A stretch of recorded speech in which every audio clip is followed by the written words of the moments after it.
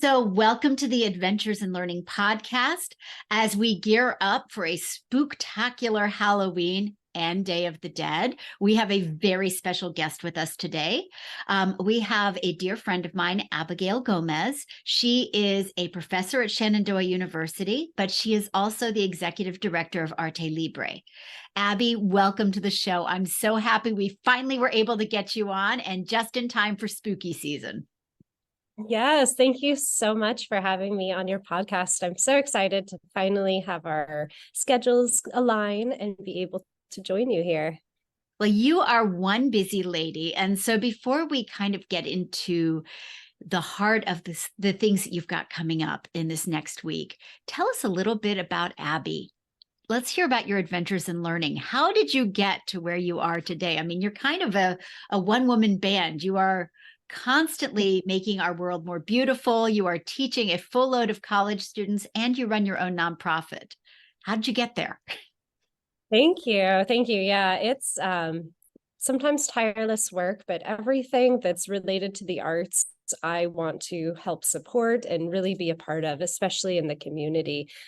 So I came to teaching through a pretty non-traditional path. I was not an education major. I've never taken courses on how to teach people, but it's something that luckily has come to me pretty intuitively. I started volunteering to teach through different programs like the Boys and Girls Club, for schools and programs that had no art, just to be able to bring that to the students, to the youth, and share it. And from there, job opportunities opened up. I taught for a homeschool consortium for a little while, taught for the Independent School of Winchester, and then was able to start teaching at Shenandoah. My joy, the sweet spot for teaching for me is definitely in higher education. I think there's just so many possibilities working with these young adults, and helping to encourage them in their creativity. It's really the place that I want to be. And I'm still able to teach all the ages and even the littles through Arte Libre VA. So that nonprofit, our mission is to empower youth of color through equitable access to the arts. And I provide programming to Fremont Street Nursery. So I just had a painting session this morning with the twos there. And we'll get to work with the threes and the fours later this week. So I have even the tiniest humans, and I teach all the way through adults, facilitate workshops for everybody to be able to participate. And it's really a beautiful thing. So let's talk for a moment about Arte Libre, because I know that that has been sort of your heart child for a while. What does your nonprofit do? Give us sort of a layout of how you've grown in the last couple of years as well. Yeah, so we got our 501c3 just before the pandemic started. So all of our initial plans had to shift and pivot using these terms that we've become so familiar with. And we were able to provide free art kits to youth in need throughout the first year of the pandemic. We put out over 1,000 art kits, and got them in the hands of young people, which was a really exciting achievement. And ever since then, we've been partnering with organizations that serve youth. So we don't have to duplicate or try to start from scratch creating our audiences. So we focus on youth of color, youth of from low socioeconomic status, and things like that, to be able to make sure that there's access. So a couple things with our nonprofit: we go to the youth. We don't have a brick and mortar location. So part of our quest for equity is addressing this geographical access challenge in our community. We don't have reliable public transportation here, and everything really is accessible only by car. So we're bringing the arts experience and the arts workshops to youth to our partner locations, such as the Hanley Regional Public Library System. We've worked with Kids Club before. We work at Fremont, like I mentioned. We work with the Winchester Public Schools Frederick County Basic Rec Program. So really trying to work through the existing structures to provide youth access to the arts. For me, I know that you helped to change my journey. I had thought of things in terms of STEM, and you were a huge advocate for the A and making it STEAM. And if you don't know what the A in STEAM is, it's the arts. So you've got science, technology, arts, engineering, and math. I was wondering if you could share an example of how you might take something that was traditionally STEM based and add that arts component to enrich it. And as you said, provide equity and access in ways that maybe we don't think about normally. Absolutely. I think one of the examples we can talk about are the programs that you and I have collaborated on before together, whether it's bringing professional development opportunities or even searching through inspiration from children's picture books to find those inspirations and making those connections. And even if the subject and content revolves around an environmental cause, including sciences or math. I know that we've done projects before where the story involved efforts of recycling and environmentalism and bringing those components, those materials that are created and necessary for a lot of the STEM fields and projects, and using those in the arts and being able to take these things and materials and apply them in a different way and look at them a little bit differently to create something beautiful from it. We have examples of using recycled plastics to create bags and mats and even tapestries, wearable art in that way. We always apply the sciences and math in creating art anyway. Whether it's measuring grids to make sure that your image is going to look right on a mural, or whether it is understanding the nature of pigments and those chemical reactions to create different colors, it all integrates so beautifully, and you almost can't separate one from the other. You can't separate the STEM fields from the arts or art from science and math and technology. That makes so much sense to me. And as you were talking, I was thinking about children's literature. I've got some of the books you and I have talked about behind me right now. You were talking about recycling, and I know we had used Ada's Violin as one of the books that we've worked with. Maybe Something Beautiful by Rafael Lopez, the idea of community and collaboration and beautifying where you live. You had another one that I remember you really loved that you incorporated into weaving. And the title is escaping me right now. Do you remember? I think it was called Dreamweaver. Yes, that's it. It was Dreamweaver. And I just recently discovered a book that I was thinking about today because we're going to talk about Dia de los Muertos. But I was asked Steve Spangler is doing a professional development next week and had asked me to put together some books for teachers thinking about Halloween and Day of the Dead as well, and sort of connecting them, as you said, to the science and the math part of it. And I found this brand new book that I'm absolutely in love with that I'm actually going to go grab and bring up close for you. Actually, I have two of them I'm going to bring up close for you. So the first one is Skelletown, and it's See, Know, and I love this because it's all cause and effect, and I love the choice of the colors in the art. And so everything starts with the see and the know, and you get something that looks like it's going to be a see. And then on the next page, it turns out to be a no. And so they're anticipating sort of cause and effect all the way through. And I found myself thinking this would be such a fun thing to do with kids in terms of having them figure out what panels you would create. You could do your own graphic format and think about your yes and your no. And sort of how you would take something that looks like a yes and turn it into a no, or conversely, something that looks like a no, and how would you turn it into a yes? So I really loved that one. And then the other one I just discovered is If Your Babysitter is a Bruja. And I fell in love with this concept of, the kid has the babysitter who comes, who the child is absolutely convinced is a witch, and it's Halloween. And, there are all these clues that say maybe maybe it's a witch, maybe it's not. And eventually the child joins the club. But they're both just really darling books that provide so much scope for the imagination, I think. And that's one of the things that you've always inspired me to think about is how can we take something that we've always done and look deeper and find another way to look at it. And so I really appreciate that. Yeah, that's fantastic. And I love these children's books that integrate Spanish language, even if they're not completely in Spanish. And I think normalizing that is a really smart thing to do, especially at these younger ages. Are there other books that you've discovered that you love to use when you're working with kids? There's there's one. So my son Xavier is almost 6 and in kindergarten. So How is that it's possible?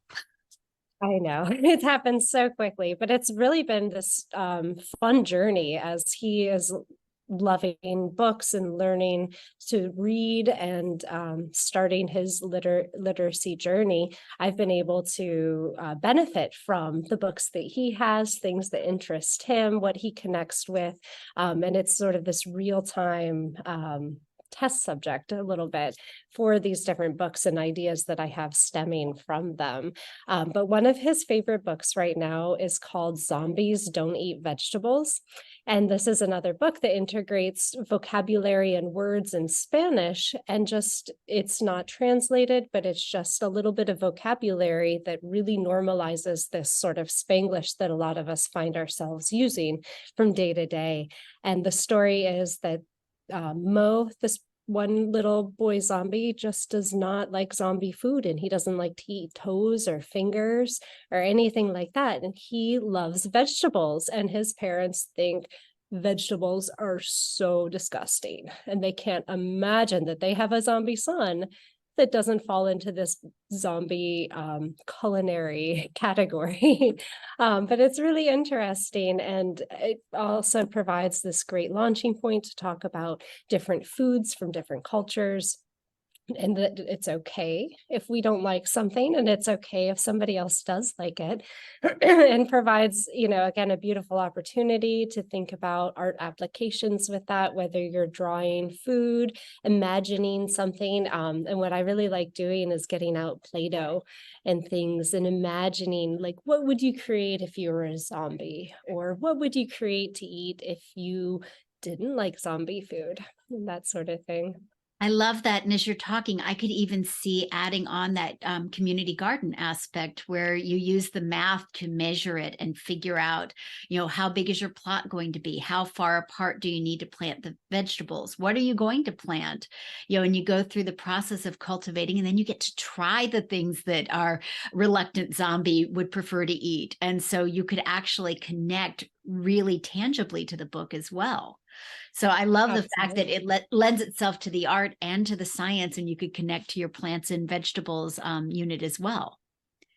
Absolutely. So let's talk about the really cool stuff you've got coming up. Next week's going to be a very busy, or I guess in the coming weeks, it's going to be a very busy time for you. What are some of the really cool plans you have?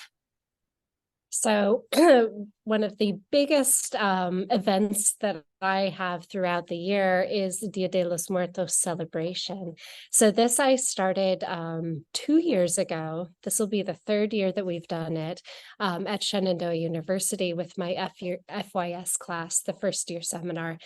And we wanted to create some sort of collaborative opportunity for the entire class to engage in creating or contributing to a piece of public art. My class is called The Power of Public Art. So we explore that and how it applies to social justice and things like that. So my student mentor at the time, Elias Aguirre, is from Mexico. So my interest in Mexican and Latin American culture, along with his lived experiences, led us to hosting a very spur of the moment Dia de los Muertos celebration, where we were able to engage with student musicians here at the university.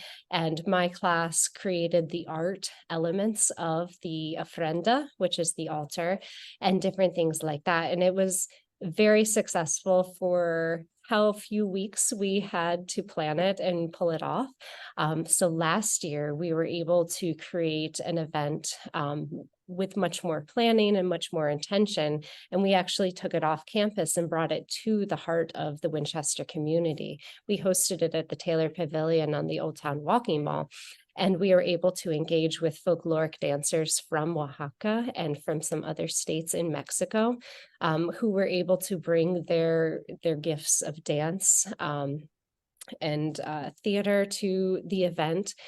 We were able to work with many more musicians at Shenandoah and a conductor.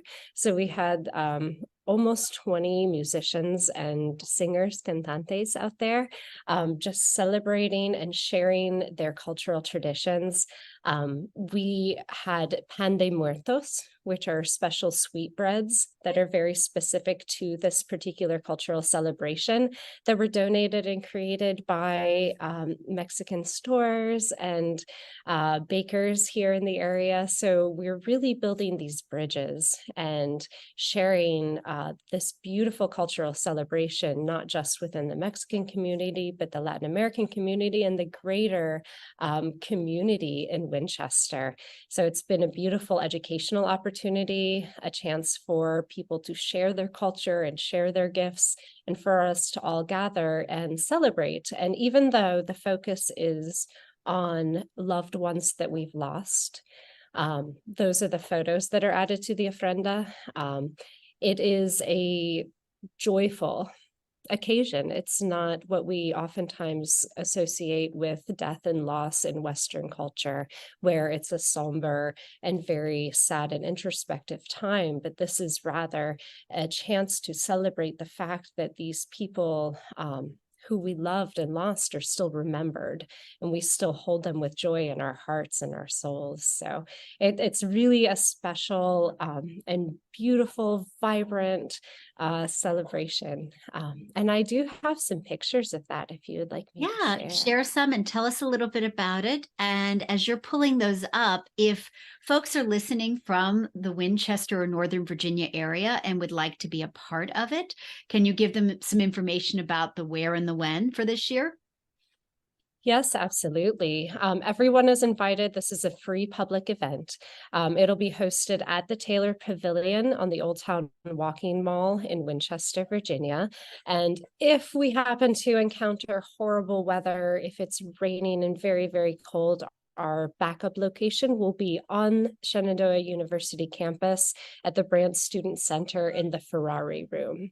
So we will have, I'll be able to share our poster with all of that information written down as Wonderful. Well. So we spend the about this first picture. Yes.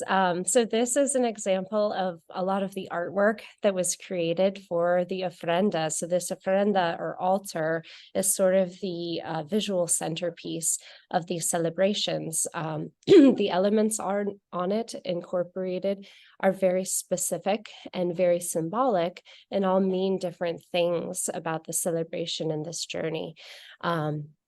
So these artistic elements, including the paper flowers, the butterflies, the alebrijes that are included, were all sculpted and created by my students and other students at Shenandoah.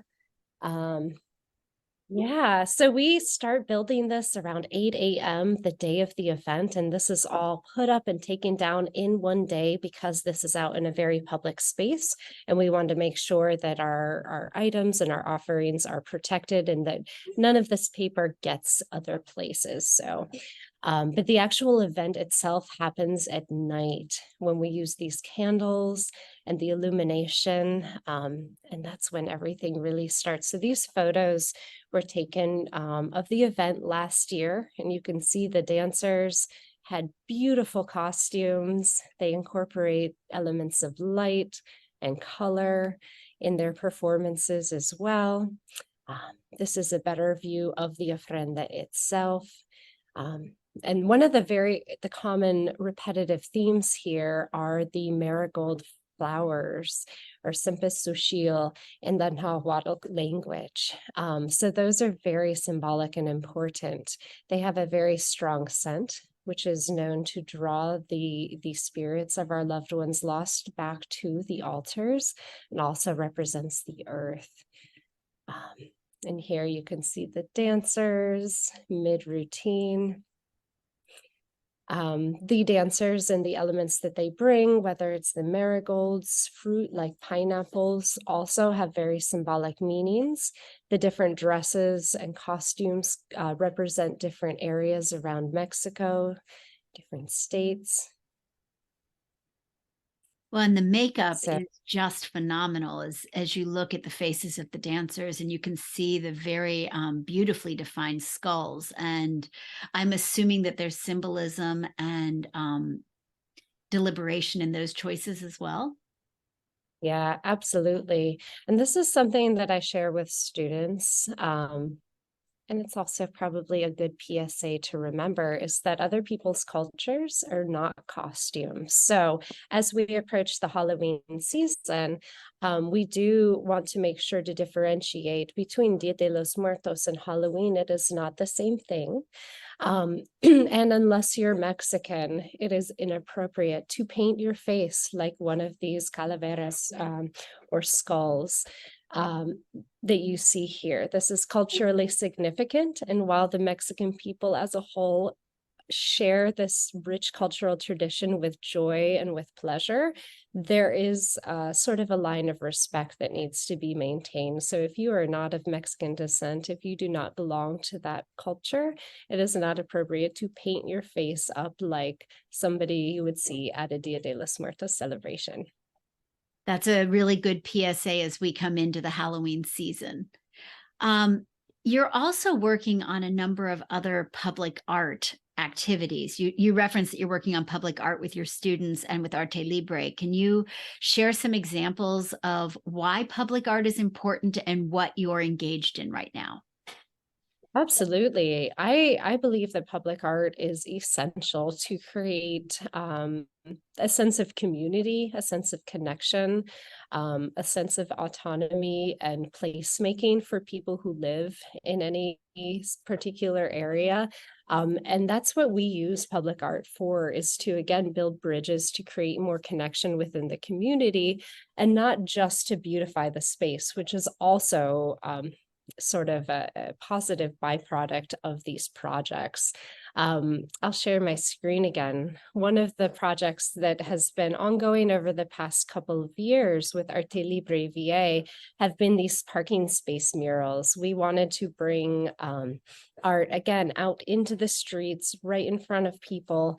And in the Old Town district, it can be challenging to paint a lot of the buildings. So as we're seeing murals start to materialize on some of the walls, we hope to be able to increase that presence and also allow access to emerging and BIPOC artists. So we put out a couple calls for entry for emerging artists to be able to participate in this parking space mural program.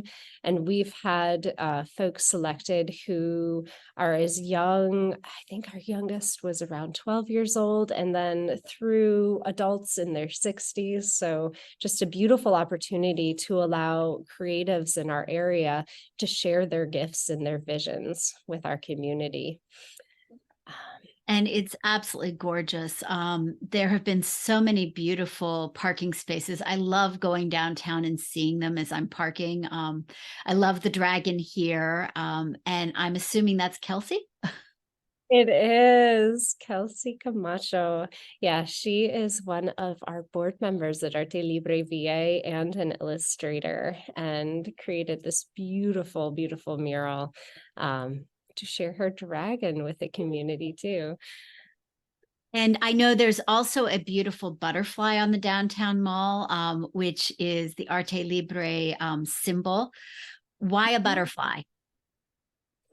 I wanted to use a butterfly to represent that constant promise of the ability to transform and change.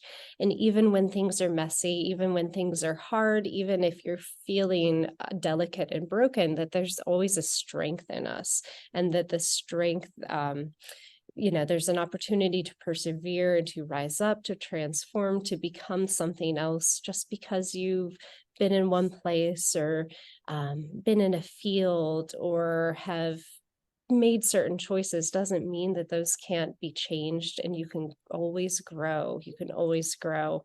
And I think that it's a general symbol of, just the idea of being uplifted and transformed. It's something that brings beauty, that's important to our ecosystem. And I feel this way about the arts as well, that they allow one to transform, that they're integral, that they're such an important part of our human experience, and that there's always room to transform. You always have a place there.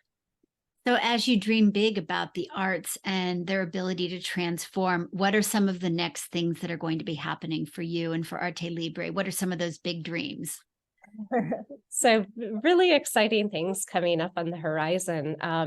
Part of the original vision, when I first started putting together the ideas for what would become Arte Libre, was addressing head-on these challenges to access, and that I kind of referenced before. So geographical access is super challenging in our community, but so is financial access. The very few art programs that exist, you tend to have to pay to be able to participate, which as a teaching artist and a working artist, I understand completely and also support. So with Arte Libre, we always offer our programming, our workshops, our educational opportunities tuition free. We will never be in a place or a space where you have to pay to participate with something that we are providing. And we always pay our teaching artists. That's the other thing that is so, so, so important, not only for working artists and teaching artists now, but for the younger generations to remember and to be shown and modeled that you do not give away your labor for free. That's super important. So one of our really, really exciting things coming up is we have purchased a vehicle to turn into the Arte Mobile.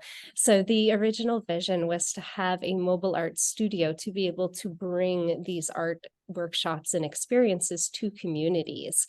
And of course, with the pandemic, things had to shift a little bit and pivot. And we've been working through our partner organizations, which is a beautiful thing, but we're ready to take that next step, be a little bit more active and present in the communities themselves. This small truck that we have will be able to bring pop-up art classrooms. So we'll have room for tents and tables and chairs. We'll have plenty of room for storage and equipment. So whatever that art activity is, whether it's printmaking, whether it's sculpture, whether it's mural painting, we'll be able to bring everything to the communities, to the youth, to be able to participate and create art. Oh, that's wonderful. That makes me so happy that you're finally able to take that step on your journey. That is incredible. And if people would like to follow your journey or support your journey, how would they contact you? So Arte Libre VA is spelled ArteLibre as in Virginia. And that is our handle on all of our social media platforms. We have a presence on Facebook, on Instagram. We have a TikTok channel that we haven't used very much, but we plan to in the future. Our website is www.artelibreva.org. And our email is info@artelibreva.org. You can reach me personally by emailing abby@artelibreva.org, and I spell Abby ABI. Thank you.